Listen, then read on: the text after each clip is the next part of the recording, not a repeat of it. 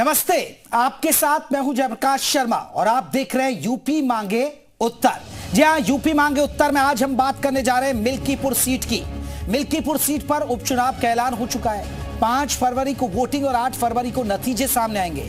सपा और बीजेपी दोनों दलों के लिए मिल्कीपुर सीट नाक की लड़ाई बनी हुई है। इस बीच कांग्रेस ने सपा को समर्थन देने का ऐलान कर दिया है। साफ है कि विपक्ष का एक ही एजेंडा है कि किसी तरह बीजेपी के विजय अभियान को रोका जाए। लेकिन वहीं दिल्ली विधानसभा चुनाव में सपा आम आदमी पार्टी के समर्थन का ऐलान कर चुकी है।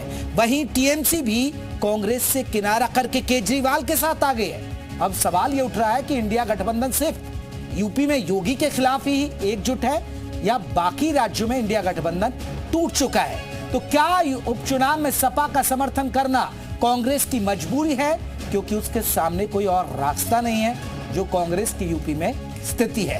पहले रिपोर्ट और फिर आज इसी मुद्दे पर कर रहे हैं बात कि इंडिया गठबंधन में ये क्या हो रहा है। यूपी में तो एकजुट है, लेकिन दिल्ली में तकरार क्यों है।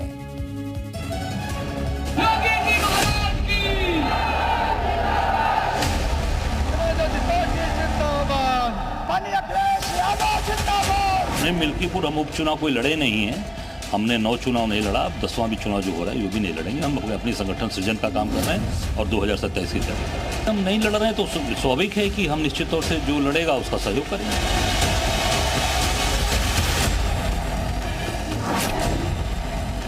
और हम लोग बहुत बड़े अंतर से ये चुनाव जीतने जा रहे हैं। देखिए, अगर इस सरकार ने केंद्र में इनकी तीसरी बार सरकार है, राज्य में दूसरी बार सरकार है, अगर इन्होंने विकास किया होता तो इनको पूरी कैबिनेट उतारने का मतलब नहीं था। और मुख्यमंत्री ने स्वयं जो है जिम्मा लिया हुआ है उपचुनाव में मिल्कीपुर।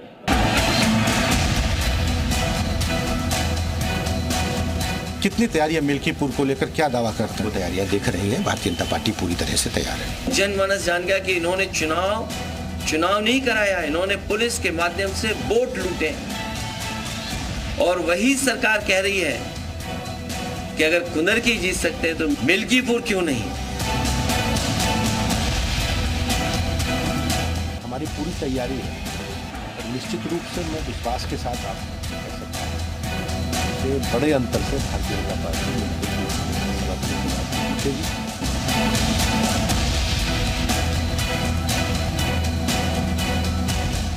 लोगों में चर्चा हुई कि भारतीय जनता पार्टी डर गई है और डर के मारे चुनाव नहीं कराया। फिलहाल चुनाव घोषणा किया है। माननीय चुनाव आयोग को मैं आभार प्रकट करता हूं और चुनाव की घोषणा का अभिनंदन करता हूं, स्वागत करता हूं। उन गुणमंत्रों के आधार पर इस मिल्कीपुर विधानसभा की में भाजपा की ऐतिहासिक विजय होगी और भारतीय जनता पार्टी का एक एक कार्यकर्ता कमर कस के तैयार खड़ा है।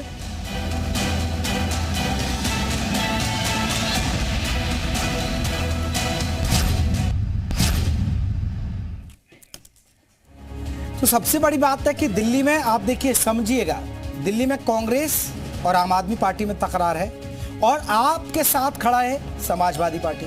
लेकिन अजय राय कह रहे हैं कि हम तो कांग्रेस के साथ खड़े हैं यूपी में। ये क्यों हो रहा है? ये समर्पण या सरेंडर? पहले अजय राय को सुनिए जो कांग्रेस के प्रदेश अध्यक्ष है, फिर इसी मुद्दे पर चर्चा कर रहे हैं। मिल्कीपुर हम उपचुनाव कोई लड़े नहीं है।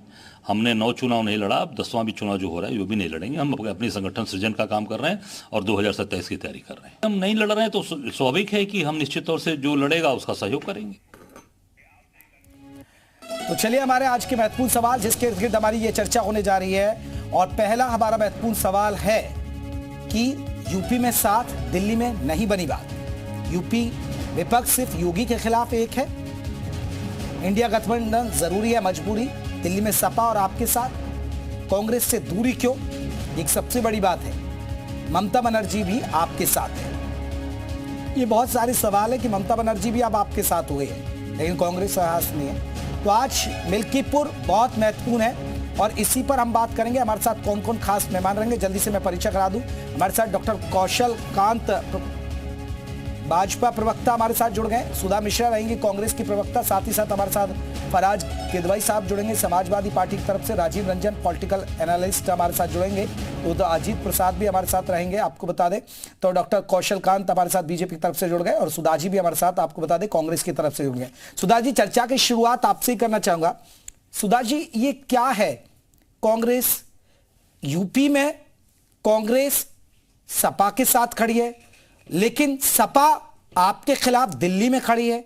तो ये कांग्रेस का यूपी में समर्पण है या कांग्रेस का समाजवादी पार्टी के आगे सरेंडर है? जी जेपी जी, बहुत बहुत आभार और पूरे पैनल को मेरा नमस्कार। सरेंडर और सपोर्ट, आपने दो बात की। जाहिर सी बात है, हम गठबंधन में हैं और गठबंधन में एक साथ मिल्कीपुर में पटखनी देना है, जिनके नाक का सवाल है, और उस नाक को बचाने के लिए एक साथ चुनाव नहीं करवा पाए। जो चुनाव 10 एक साथ होने थे, 9 हुआ, एक नहीं हुआ। इनको सारा जोड़ तोड़ लगाना पड़ा। कई मंत्री वहां पे, कल ही अनाउंसमेंट हो गई, 6 मंत्री पहुंच चुके हैं। तो हम सपा के उनके समर्थन में है और सपा अपने उपचुनाव को बेहतरीन तरीके से यहाँ पे लड़ी। सपा दिल्ली में नहीं लड़ रही है। तो आप ये सरेंडर और इस जो शब्दों का प्रयोग कर रहे हैं, ये परसेप्शन क्रिएट करने की जरूरत नहीं है। हम अरे मैडम, लाखों व्यूअर्स को ये तो समझा दीजिए भाई, आम आदमी पार्टी के साथ खड़े हैं उधर, समाजवादी पार्टी अखिलेश यादव के साथ, अखिलेश यादव वहां खड़े हो गए केजरीवाल के साथ, आपके साथ क्यों नहीं खड़े हो रहे फिर दिल्ली में? नहीं, कहाँ खड़े हो गए? वो तो उनके साथ है। नहीं, वो मिल्कीपुर उपचुनाव को देख रहे हैं अपना उत्तर प्रदेश में। नहीं, तो वो आपके साथ नहीं करे दिल्ली में? उन्होंने बिल्कुल नहीं कहा कि हम कांग्रेस के साथ है। भाजपा लड़ रही है। नहीं, बिल्कुल नहीं। नहीं, टीएमसी भी मैडम, टीएमसी भी साथ नहीं दे रही, टीएमसी भी आपका साथ नहीं दे रही है। ठीक है, उनका वजूद नहीं है वहां, कुछ स्थिति नहीं है, लेकिन वो वहां अपने साथ नहीं खड़े हैं। वो जेपी जी, गठबंधन में विलय नहीं होता है पार्टियों का। सब पार्टी अपनी अपनी विचारधारा, अपने अपने चुनाव चिन्ह के साथ अलग अलग राजनीतिक दल हैं, गठबंधन में है, राजनीतिक विलय नहीं हुआ है। तो जो प्रश्न आप लोग परसेप्शन क्रिएट करना चाहते हैं, इसको न करें। मैडम, मैं क्यों करूंगा? ये तो सब, ये जनता को दिख रहा है ना। मैं स्पष्ट कर रही हूँ आपको कि आप लोग स्पष्टता। अरे आपको एक भी सीट दी, आपको एक भी सीट मिली उपचुनाव में? एक भी सीट दी समाजवादी पार्टी ने? गठबंधन में संगठन और हमारे शीर्षस्थ लोग तय करते हैं कि कौन चुनाव लड़े कौन नहीं। ये किसी के कहने पे कोई चुनाव लड़े नहीं, ये नहीं होता है। ये संगठन का काम होता है। मैं तो इसलिए सरेंडर की बात कर रहा हूँ ना सुधा जी। आपको उपचुनाव में एक भी सीट नहीं मिली, मजबूरी में आपने कहा कि हम समर्थन करते हैं। इसे सरेंडर नहीं, समर्थन कहते हैं। हमने समर्थन किया और हम चुनाव में उनके साथ खड़े हुए हैं। इसको समर्थन कहते हैं। शब्दों के हेर फेर से बातें नहीं बदल जाती। हाँ, आप परसेप्शन जो क्रिएट करना चाहते हैं वो आप कर सकते हैं, ये आपकी अपनी श्रद्धा है। लेकिन मेरी श्रद्धा नहीं, मैं ये तो सब सवाल उठा रहे हैं ना, ये सवाल उठ रहे तभी चर्चा हो रही है। फराज किदवई जी हमारे साथ जुड़ गए। फराज साहब, ये सपा और कांग्रेस यहाँ मिल्कीपुर में लड़ रहे हैं, लेकिन दिल्ली में समाजवादी पार्टी कांग्रेस के साथ नहीं खड़ी है। वो कहते हैं कि हम तो आपके साथ खड़े हैं। ये स्थिति थोड़ा क्लियर करिए ना। जेपी जी, किसने कहा? किसका स्टेटमेंट है ये? नहीं, यही कहा जा रहा है कि वो आप कांग्रेस के साथ तो है ही नहीं वहां। कौन कह रहा है? मुझे बता दिए ना। नहीं तो बताइए ना फिर क्या है, आप बताइए जो लोग कह रहे हैं। नहीं, पहले जेपी जी ये क्लियर करिए ताकि जनता भ्रमित ना हो कि आपको ये इन्फॉर्मेशन कहां से मिली। कोई ऐसा फराज साहब, क्योंकि फराज साहब कांग्रेस के साथ नहीं खड़ी है वहां सपा। कैसे पता? कोई आकाश? अब मुझे तो बताइए ना फिर, अब ये कैसे आ रही है बात, ये आप उसका खंडन करिए। जेपी जी देखिए, भारतीय समाजवादी पार्टी जो है वो बिल्कुल एडमेंट है कि भारतीय जनता पार्टी को दिल्ली से, भारतीय जनता पार्टी को मिल्कीपुर से और पूरे देश से भारतीय जनता पार्टी को हराना है। इसी क्रम में समाजवादी पार्टी ने पार्लियामेंट का इलेक्शन जो हुआ था उसमें आप देखिए कि अगर भारतीय जनता पार्टी का कहीं से रथ रुका है तो उत्तर प्रदेश में, और उसमें कांग्रेस और समाजवादी पार्टी की बेहतरीन अर्थमेटिक और केमिस्ट्री की वजह से हुआ है। हमारा गठबंधन इंटैक्ट है, मजबूत है। आप प्लीज उसमें किसी तरह की लड़ाई लगाने की कोशिश मत करिए। कांग्रेस और समाजवादी पार्टी ने जैसे पार्लियामेंट के इलेक्शन में भारतीय जनता पार्टी को चारों खाने चित किया था, वैसे ही मिल्कीपुर में हमारा गठबंधन है। जनता का आशीर्वाद हमारे साथ है और भगवान राम का हमारे साथ आशीर्वाद है कि मिल्कीपुर जो कि फैजाबाद लोकसभा के अंतर्गत आता है, उसमें भारतीय जनता पार्टी को हम लोग धूल चटाने जा रहे हैं। भगवान राम का साथ है, मतलब आशीर्वाद है हमारे पास भगवान राम का। तो लेने तो कभी नहीं जाते सर? ये आपके कहने से थोड़ी ना जाएंगे। फराज साहब, वही तो मैं पूछ रहा हूं ना। देखिए ये जो बार बार बात की जाती है ना, मुझसे जैसे कोई कहे कि आप हज कब जाएंगे, ये कोई नहीं होता है पूछने वाला। जब ऊपर वाला मुझे बुलाएगा तो मैं हज करने जाऊंगा। वैसे जो ये धर्म जो है, वो आस्था जो है, वो वो it is between you and your God. ठीक है फराज साहब, मतलब इसका मतलब है कि भगवान राम बुला नहीं रहे अखिलेश यादव को? नहीं, बिल्कुल बुला रहे हैं, वो दिल से बुला रहे हैं। नहीं, बुला ही नहीं। चलिए कौशलकांत एक रिएक्शन आपसे। सर, हमारे पास तो यही जानकारी है कि कांग्रेस के साथ दिल्ली में नहीं खड़ी है समाजवादी पार्टी, लेकिन अब यहां ऐसे आप समर्पण कहें या सरेंडर कहें कांग्रेस का, और मजबूरी भी है, कांग्रेस के पास है क्या यूपी के अंदर? जेपी जी, सभी साथियों को जय सिया राम। और मैं सुन रहा था अपनी कांग्रेस की प्रवक्ता को, और फिर मैं फराज साहब का जवाब दूंगा। कांग्रेस के बारे में सिर्फ यही कहूंगा, आपने सुना होगा जेपी जी, चुनावी हिंदू जैसे कहे जाते थे, वैसे ये चुनावी साथी हैं, अवसरवादी। इसीलिए इनको डेफिनेशन मोदी जी ने दी थी, परजीवी पार्टी।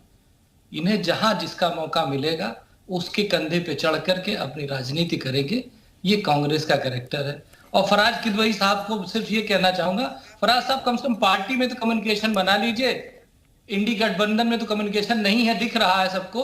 कम से कम पार्टी में तो कम्युनिकेशन बना दीजिए। यहाँ पे आम आदमी पार्टी के साथ इंडी गठबंधन के सारे लोग खड़े हैं और कांग्रेस का सब लोग विरोध कर रहे हैं। सब लोग कांग्रेस को चाहते हैं कि वो आम आदमी पार्टी का समर्थन कर दे। तो ये कॉन्ट्राडिक्टरी जो चीजें होती ना, इसीलिए आप लोग चुनावी साथी कहे जाते हैं, जैसे आप लोग चुनावी हिंदू बनते हैं। तो कुछ नहीं कहना, ये देश की जनता और प्रदेश की जनता दोनों देख रही है कि केवल और केवल 5 साल की सत्ता की लालसा में किस तरह से अपने साथी बदलते हैं और किस तरह से अपने भगवान बदलते हैं। ठीक है, मैं एक राजीव रंजन जी आ रहा हूं। मैं सुधा जी आपसे एक रिएक्शन। राजीव रंजन जी, ये कैसी पॉलिटिक्स है? ये है कि जो नाक की लड़ाई है, खासकर क्योंकि ये सीएम योगी के लिए प्रतिष्ठा का सवाल है, इसलिए सपा और कांग्रेस साथ हैं, आपको लगता है? या कांग्रेस के लिए भी एक मजबूरी है, क्योंकि कांग्रेस की जो स्थिति यूपी में है वो सबके सामने जग जाहिर है, और इसलिए इनको कहीं ना कहीं देखिए समाजवादी पार्टी के सहारे ही चलना पड़ेगा और उसके पीछे ही चलना पड़ेगा? नहीं जेपी शर्मा जी, देखिए उत्तर प्रदेश में जो कांग्रेस की स्थिति है, कांग्रेस के पास समाजवादी पार्टी को छोड़ के कोई ऑप्शन नहीं है। अगर लोकसभा चुनाव में कांग्रेस सपा के साथ नहीं आती तो शायद जितनी सीटें उनको मिली उतनी सीटें नहीं मिलती, 1-2 सीटों पर शायद कांग्रेस रह जाती। समाजवादी पार्टी का उत्तर प्रदेश में भारतीय जनता पार्टी के बाद सबसे बड़ा राजनीतिक आधार है, इसमें कोई शक नहीं। लेकिन यहाँ मामला कुछ और है। मामला ये है कि लोकसभा चुनाव जब था तो मोदी को हराना है। मोदी को हराने के नाम पे पैन इंडिया उत्तर से दक्षिण तक राज्यों में जो मजबूत पार्टियां थी वो कांग्रेस के साथ गठबंधन में आई।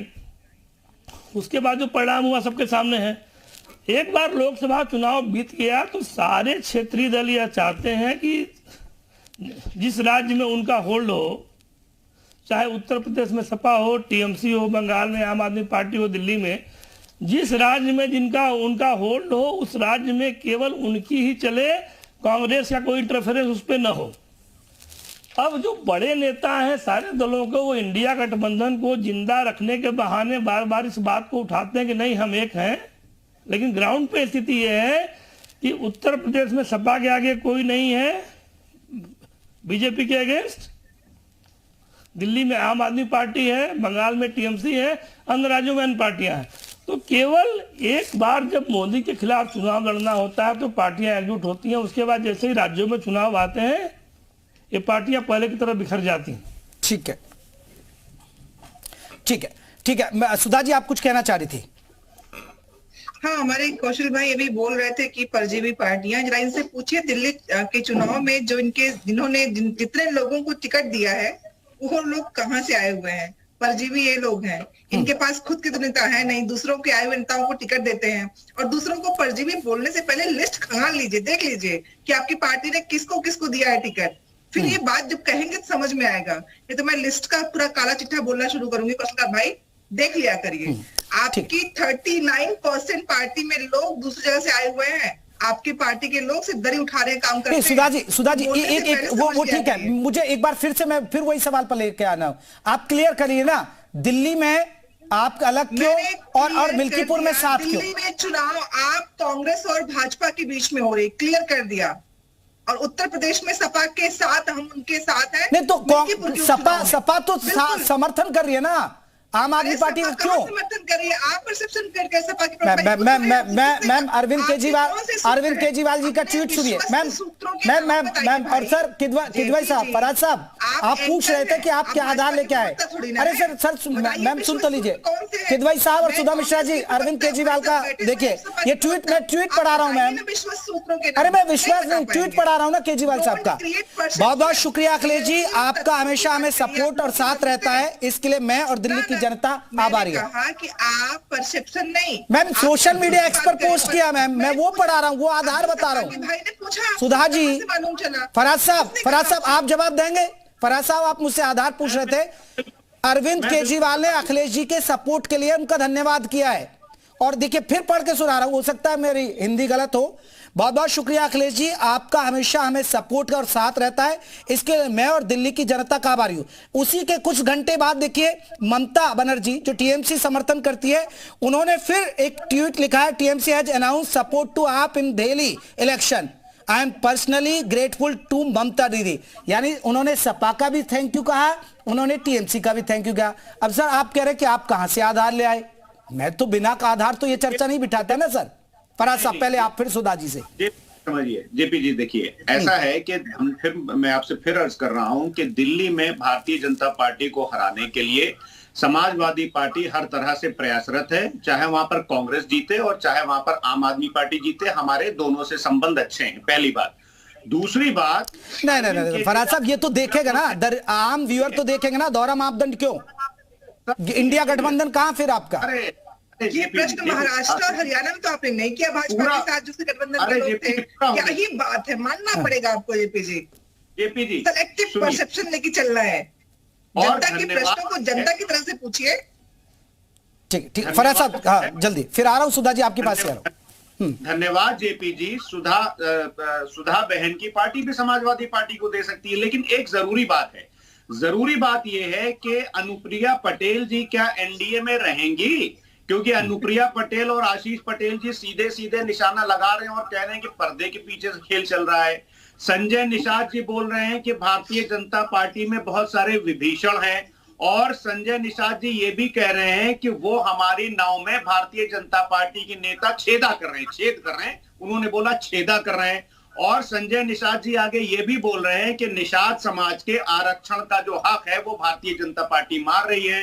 ओम प्रकाश राजभर जी तो इनके ऊपर निशाना साध रहे हैं। तो हम ये जानना चाहते हैं जयप्रकाश जी, जरा से एक बार भारतीय जनता पार्टी के प्रवक्ता से ये भी पूछ लीजिए कि उत्तर प्रदेश में मिल्कीपुर में क्या ओम प्रकाश राजभर जी, क्या संजय निषाद जी, क्या अनुप्रिया पटेल जी इनके साथ हैं? बिल्कुल नहीं है, क्योंकि इन सारे नेताओं को ये एहसास हो चुका है। कौशल कांत जी वो आपको ही आईना दिखा रहे हैं, कह रहे हैं कि हमारी तो दोस्ती मजबूत है। पहले आप बताइए आपकी कितनी मजबूत है आपके सहयोगी के साथ?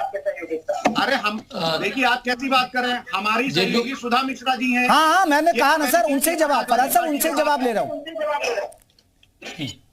फराज साहब, जिस तरीके से इंडी गठबंधन के लोग अलग अलग जगह पे जाकर के सोशल मीडिया के प्लेटफॉर्म पे और प्रेस कॉन्फ्रेंस करके एक दूसरे के खिलाफ बोल रहे हैं और एक दूसरे के सामने आकर के बोल रहे हैं। आपकी अगर हम बात करें तो जिस तरीके से आपको मध्य प्रदेश में बोला गया था कौन अखिलेश वखिलेश, और अखिलेश जी ने कहा है चिरकुट पार्टी और चालू पार्टी, ये सब तो आप लोगों ने बोला है भाई, मैं थोड़ी ना बोल रहा हूं।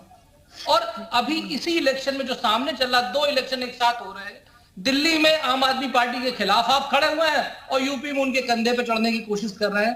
तो यहीं से सबको समझ में आ जाता है। और जो एनडीए के गठबंधन की बात कर रहे हैं, एनडीए के गठबंधन को ऐसे डिफाइन किया जा सकता है कि हम आटा और पानी की तरह मिलकर के रोटी बना करके जनता के सामने आते हैं, हमें अलग कोई नहीं कर सकता।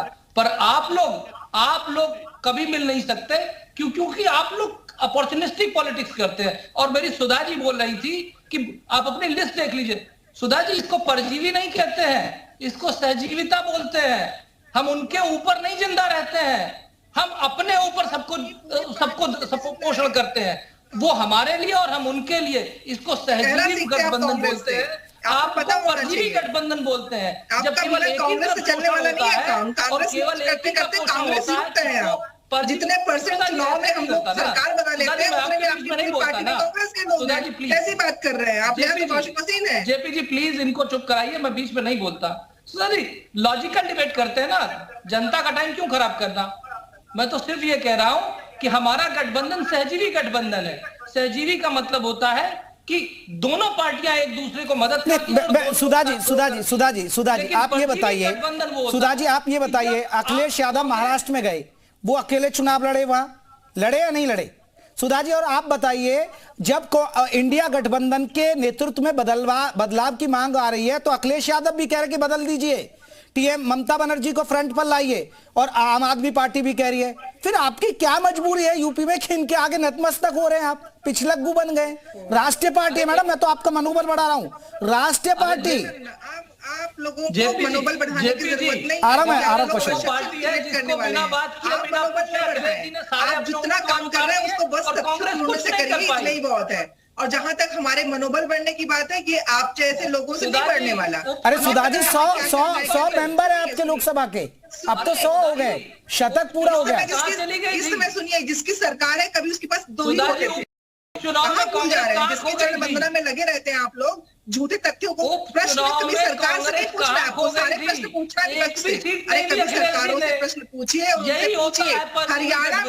हरियाणा में गठबंधन के लोग कितने साथ थे, महाराष्ट्र में कितने साथ थे, जो सहजीवी परजीवी की परिभाषाएं आ रही हैं, उनसे पूछिए प्रश्न। कि जब प्रश्न उनके ऊपर आता है तो उसका उत्तर हमारे ऊपर आघात करना नहीं होता है, उनके प्रश्नों के उत्तर होते हैं। और सिंपल सी बात है, अरे सुधा जी हरियाणा में तो गठबंधन आपका नहीं बन पाया ना आपके साथ। अरे हमारे गठबंधन को छोड़ दीजिए, हरियाणा में तो आप और कांग्रेस अलग लड़े।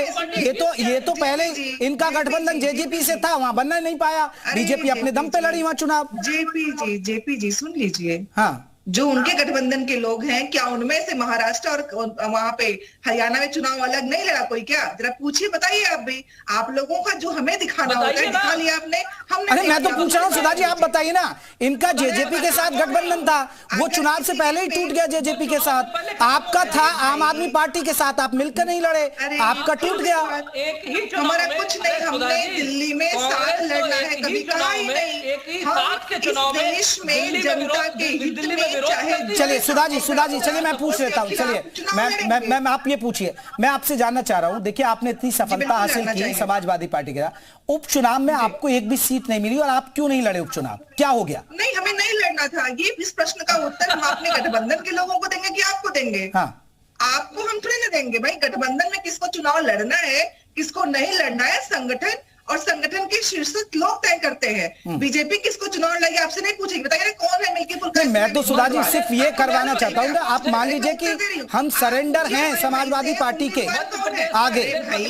इस समय पूछिए उम्मीदवार कौन है मिल्कीपुर का, पूछिए ना प्रश्न उनसे, हमसे प्रश्न नहीं। हम समर्थन। सुधा जी ऐसे तो मिल्कीपुर में आप भी तैयारी कर रहे थे, मिल्कीपुर सीट मांग रहे थे, जब उपचुनाव की बात हो रही थी तो आप कह रहे थे हम मिल्कीपुर में चुनाव लड़ना चाहते हैं। अरे जेपी जी, आपको नहीं जानना है भाजपा का उम्मीदवार कौन है? जनता के लिए पूछिए तो। चलिए कौशल खान साहब जवाब दीजिए, वो पूछ रहे कि उम्मीदवार तो बता दीजिए। अरे भाई उसमें क्या दिक्कत है? एनडीए गठबंधन एक साथ बैठेगा, जिसके ऊपर भी एनडीए गठबंधन हाथ रख देगा वो हमारा उम्मीदवार हो जाएगा। हमारा उम्मीदवार तो सबका साथ, सबका विकास, सबका प्रयास और सबका विश्वास का मॉडल है।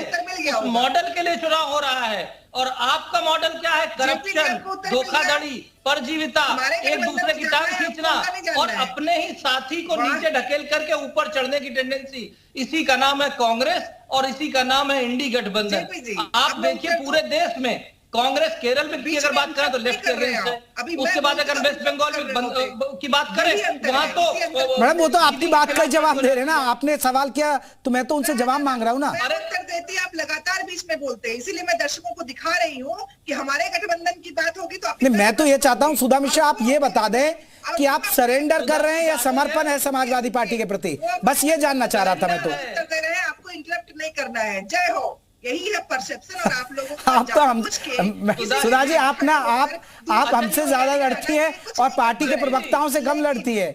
जेपी जी हम इस तरह का सिनेरियो है, इस तरह का परसेप्शन नहीं बनाते, जो तथ्य है वही बता रहे हैं हम तो। दर्शकों के सामने क्लियर कट दिखना। मैंने तो आपको ट्वीट दिखा दिया, आप कह रहे हैं कि कहाँ अखिलेश यादव समर्थन कर रहे हैं, मैंने तो कहा केजरीवाल साहब समर्थन करने के लिए तारीफ भी कर रहे हैं, उनका धन्यवाद जता रहे हैं। ठीक है जेपी जी, कौशल खान जी, जेपी जी मैं सिर्फ ये पूछना चाहूंगा अपने दोनों साथियों से स्पेशली सुधा जी से कि कहीं ऐसा तो नहीं कि दिल्ली और मिल्कीपुर के बाद ये कहे फिर ईवीएम खराब है, जैसे इस समय मीडिया के आपके सर पे ठीकरा फोड़ने की कोशिश कर रहे हैं। कहीं ऐसा तो नहीं है कि इस दोनों इलेक्शन के बाद फिर ये कहें कि ईवीएम खराब हो गई, ईवीएम बेवफा हो गई, ये जरूर बता के जाएं। और अगर इन्हें अभी भी डाउट है ईवीएम में तो इलेक्शन में पार्टिसिपेट क्यों करें, बाइकआउट करें। भ्रष्टाचार के आरोप लग रहे हैं, उनमें क्लियर आरोप फराज छोड़िए, भ्रष्टाचार के नाम पे तो सरकार चली गई, अरविंद केजरीवाल आपके सर पे बैठ करके तांडव कर रहे हैं और भ्रष्टाचारी हो गए हैं। आम आदमी पार्टी नाम बदल करके अति अराजक पार्टी नाम रख देना चाहिए। चले राजीव रंजन मेरा एक सवाल है। सुधा जी ठीक है, देखिए सब पार्टी अपना अपना तर रखते हैं, इसे हम कैसे देखें। देखिए अब ये ना माने, अभी मैंने अभी अरविंद केजरीवाल का ट्वीट दिखाया उनको सोशल मीडिया पर, वही समाजवादी पार्टी, वही टीएमसी, वही तमाम दल कह रहे हैं कि जो इंडिया गठबंधन को लीड कांग्रेस कर रही है उसकी जगह ममता बनर्जी को करना चाहिए। और अखिलेश यादव समाजवादी पार्टी खुलकर समर्थन कर रही है इस बात का कि हां इंडिया गठबंधन में कहीं ना कहीं लीड करने के लिए कांग्रेस नहीं बल्कि ममता को आगे आना चाहिए। हालांकि सुधा जी को यह भी खराब नहीं लग रहा है, चलिए अच्छी बात है। तो ये क्या मजबूरी है, क्योंकि यूपी के अंदर कांग्रेस का कोई ज्यादा जनाधार नहीं है और समाजवादी पार्टी के साथ पिछलग्गू बनकर ही चलना पड़ेगा अभी, इसलिए ये सरेंडर कहें हम इसे। हम लोग पिछलग्गू नहीं है, बोलने से पहले सही शब्दों का इस्तेमाल क्या करिए। देखिए सरेंडर कहें ये बात तो अलग है, मूल बात यह है कि समाजवादी पार्टी को, आम आदमी पार्टी को, टीएमसी को, सारे दलों को यह पता है कि कांग्रेस के बिना उनका गुजारा नहीं होने वाला। बीजेपी के खिलाफ इस देश की सबसे बड़ी पैन इंडिया पार्टी है तो कांग्रेस है, जिसका कि कई राज्यों में आधार है। अब ये बात ये लोग क्यों कहते हैं, होता यह है कि जब भी बड़े चुनाव आते हैं, लोकसभा चुनाव या कोई अन्य बड़े चुनाव, तो उसमें जो सीटों की शेयरिंग होती है, सीटों की शेयरिंग में इनकी ब्लैकमेलिंग ज्यादा चले, इसके लिए बार बार ये कहते हैं कि नहीं कांग्रेस की जगह टीएमसी हो, इनकी जगह ममता हो। लेकिन यह बात सर्वविदित है कि भारत की राजनीति में भारतीय जनता पार्टी के सामने पैन इंडिया खड़ा होने वाली पार्टी केवल कांग्रेस है। अब इसके अलावा राज्यों की बात करिए, राज्यों में इन पार्टियों का अपना अपना आधार है, लेकिन किसी भी पार्टी का, अब आप समझिए सपा का कोई एमपी में आधार नहीं तो राजीव साहब ये तो मानना पड़ेगा ना फिर कांग्रेस को। चलिए मैं पिछलग्गू शब्द से सुधा जी को ऐतराज है, तो अभी कहीं ना कहीं बैसाखी का सहारा लेना पड़ेगा, समाजवादी पार्टी की बैसाखी का सहारा लेना पड़ेगा यूपी के अंदर कांग्रेस नहीं, बैसाखी का सहारा तो निश्चित तौर पर लेना पड़ेगा। देखिए सुधा जी बैसाखी शब्द ठीक है ना, कांग्रेस के नेतृत्व ने जो ऐतिहासिक गलतियां पहले की हैं उसके लिए बैसाखी का सहारा हमेशा लेना पड़ेगा। 1989 में कांग्रेस जब राजीव जी के नेतृत्व में चुनाव हारी थी तो 199 सीटें उसके पास थी, लेकिन उसके बाद लगातार राज्यों में केवल बीजेपी को हटाने के नाम पर नकारात्मक राजनीति किया और क्षेत्रीय दलों को समर्थन दिया, धीरे धीरे कांग्रेस खत्म हो गई। इसके बावजूद बड़ा हाथी भी 1.25 लाख का होता है। तो कांग्रेस अगर आज इतनी खराब स्थिति में है, उसके बावजूद पैन इंडिया स्थितियां और मजबूरियां हैं। देखिए स्थिति हर राज्य की अलग है और मजबूरियां हैं, और लेकिन ये आम लोगों के वोटर के जहन में असर तो डालता होगा कि भैया आप एक तरफ क्या कह रहे हैं, एक तरफ यहाँ कुछ कह रहे हैं, उधर अरविंद केजरीवाल को आप गाली दे रहे हैं, भ्रष्टाचारी बता रहे हैं, उधर अरविंद केजरीवाल के साथ थे। एक बड़ा फराज साहब कुछ कहना चाह रहे थे। फराज साहब। जेपी जी, मैं 2 बातों का जवाब देना चाह रहा था अपने कौशल भाई का। एक तो ये कि इन्होंने सहजीवी वाली बात कही, तो अजीत पवार आपके सहजीवी थे या क्या थे जब प्रधानमंत्री जी 15 दिन पहले बोलते हैं कि ये 70,000 करोड़ का आरोपी है और एनसीपी को नेचुरली करप्ट पार्टी बोलते हैं, और उसके बाद में गलवैया करने लगते हैं। और दूसरी बात, हम अगर दोस्ती करते हैं तो आमने सामने से करते हैं और दुश्मनी भी करते हैं तो आमने सामने से करते हैं। आपने तो गद्दारी की रामविलास पासवान जी की पार्टी और क्या नाम है नीतीश कुमार जी के साथ। पिछले असेंबली इलेक्शन में बिहार में आपने नीतीश कुमार जी के साथ क्या किया, चिराग पासवान को इस्तेमाल करके उनके खिलाफ कैंडिडेट्स उतारे और आपने नीतीश कुमार जी की पार्टी जो कि नंबर 1 पर हुआ करती थी उसको नंबर 3 पर बना दिया। नीतीश कुमार जी अच्छी तरह से ये समझ गए हैं, आप खाली पार्टियों को नहीं आप परिवार को भी तोड़ते हैं। रामविलास पासवान जी आपके कितने पुराने अलाई थे, आपने उनकी पार्टी को तोड़ा, उसके बाद में आपने उनके परिवार को तोड़ा। आपसे ज्यादा विघटन कौन करता है और आपसे ज्यादा गद्दारी कौन करता है? आपके सबसे पुराने अलाय शिवसेना को आपने महाराष्ट्र में तोड़ा, उनका सिंबल छीना और एक नकली शिवसेना को जन्म दिया। मध्य प्रदेश में जब देश की जनता कोरोना से सर वो मुख्यमंत्री के वादे से पलट गए तो सर फराज साहब फिर कैसे होता? मुख्यमंत्री वो बीजेपी का बनाना ही नहीं चाहना चाह रहे थे, वो खुद ही बने रहना चाह रहे थे। जेपी साहब चिराग पासवान जी की बात की। चिराग पासवान जी तो खुद कहते हैं मैं तो मोदी जी का हनुमान हूं। तो फराज किदवई साहब जाके उनसे बात करें, फराज साहब। और जहां तक रही शिवसेना की बात, तो शिवसेना के ऊपर तो सुप्रीम कोर्ट का जजमेंट है। जनता जिसको चाहे कि वो शिवसेना का सिंबल रखेगा, इसमें भारतीय जनता पार्टी कहां से आ गई। और जहां तक रही आप भ्रष्टाचारियों की बात कर रहे हैं, कोई भी ऐसा आदमी जो भारतीय जनता पार्टी में आया है उसकी फाइल क्लोज हो चुकी है। आप जाकर के चेक करिए। यहाँ पे प्लीज मैं रिक्वेस्ट करूंगा दर्शकों से और आपसे भी, आप जिसका नाम लेते हैं सबकी, लेकिन मुझे ये जरूर बता दीजिए कि आपके पास कौन सी वॉशिंग मशीन है जिसमें लालू यादव साफ हो जाते हैं, जिसमें शरद पवार साफ हो जाते हैं, जिसमें पूरे देश के वो सारे भ्रष्टाचारी साफ हो जाते हैं।